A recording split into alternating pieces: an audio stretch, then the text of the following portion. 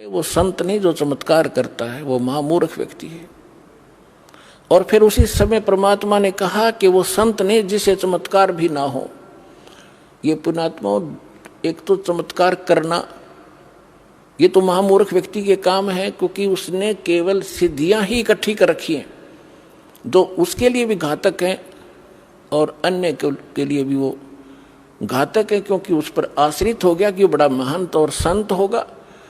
और फिर कहा कि वो संत ने जिसे चमत्कार ना हो, संत चमत्कार नहीं करता, आप होया करे, उसके पास इतनी समर्थ शक्ति होती है, उसका उद्देश्य चमत्कार करने का नहीं होता, उद्धार करने का होता है।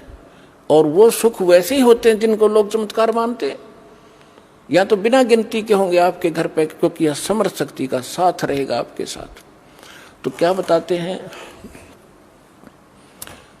तो परमात्मा हमें याद दिलाते हैं कि जब तक आप हमारी मर्यादा में रहोगे, आपको यहाँ के सारे सुख भी देंगे जिनको आप सुख मानते हो।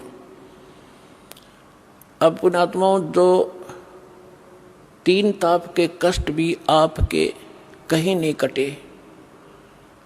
यहाँ पर आप भक्तों के अनुभव सुनते हो, सब जगह चले गए थे, किसी में प्रेत था, किसी में जिन था, किसी पर कोई देव था, किसी के ऊपर कोई पीर तंग करता था, किसी में भैरव कूदता था, सब जगह जा चुके थे, लेकिन यहाँ आके सुख हुआ। हम ये उद्देश्य नहीं रखते कि ये सुख दें, ये ताप होंगे आपको, ये तो पहले होंगे, क्योंकि जब तक आपके पैर में कांटा लगा है तो कांटा निकालना हमारा उद्देश्य है, क्योंकि कांटा लगे पैर में जूता पहना नहीं जा सकता। अब जैसे आप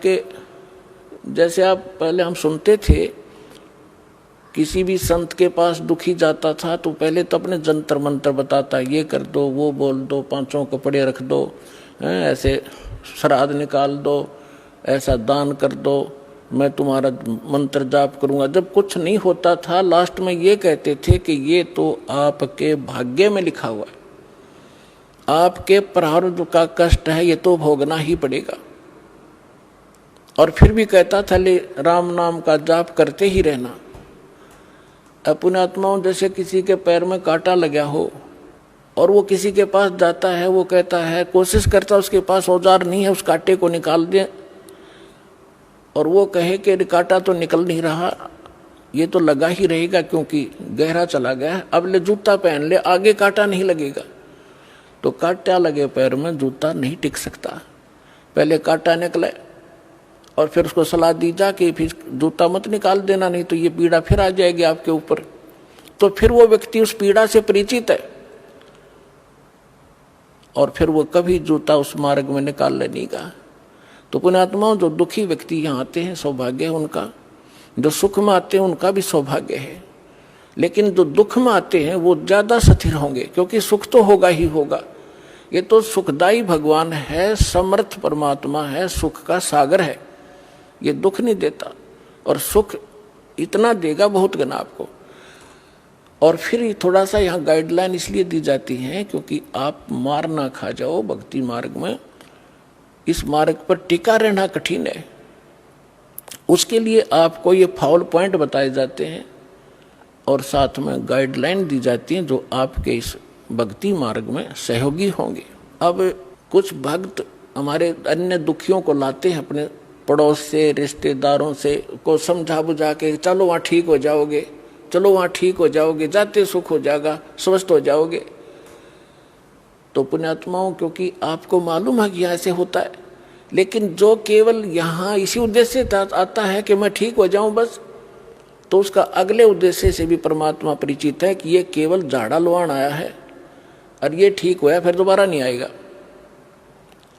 तो परमात्मा पुण्यात्माओं, इस दास ने 1994 से लेकर आज तक इस परमात्मा के से काफी निकट सानिध्य का अवसर मिला है, और जो मालिक ने परमात्मा की शरण में इस दास के माध्यम से आने वाले भक्तों के सुख देखे हैं वो अद्वितीय है।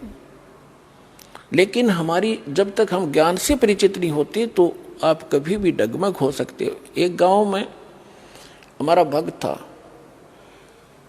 उसके यहाँ हम सत्संग करने जाते थे, 3-3 दिन का पाठ करते थे। जैसे यहाँ 3 दिन करते हैं वो पर एक घर में किया करते थे, क्योंकि इस सत भक्ति को हमने बेस बनाकर चलाना पड़ा।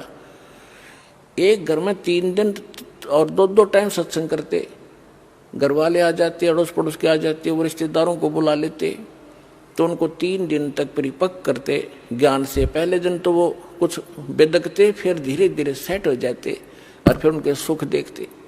तो उसके पड़ोस में एक लड़की थी, उसके दोनों किडनी खराब होगी, चारपाई पर लेटी हुई, सारे सोजस आई हुई। उसने कहा कि आ जाओ, तुम नाम ले लो और ठीक हो जाओगे, हमारे गुरुजी से उपदेश ले लो, इनके भगवान कबीर साहब ठीक कर देते। उन्होंने उस लड़की को ले आए, उन्होंने दीक्षा ले ली। फिर कहा, हमने कहा कि एक पाठ कराओ, फिर हम घर में ही करते थे। हम पाठ करने गए 10 दिन के बाद, वो लड़की ऐसे चारपाई पे लेटी हुई, 10-15 दिन उसने थोड़ा बहुत नाम जाप जैसा किया।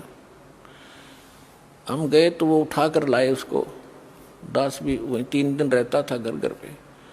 मैंने कहा बेटी तू उठ और बर्तन साफ कर, भगत आए हुए खाना खा, जैसे ऐसे भंडारा होता था छोटा, 10-20 भगत 50 भगत आते थे आसपास के, बर्तन साफ कर।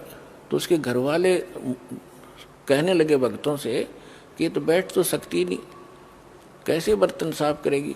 तो कहा कि आप एक बार इसको बैठाओ, जो आदेश है पालन करो।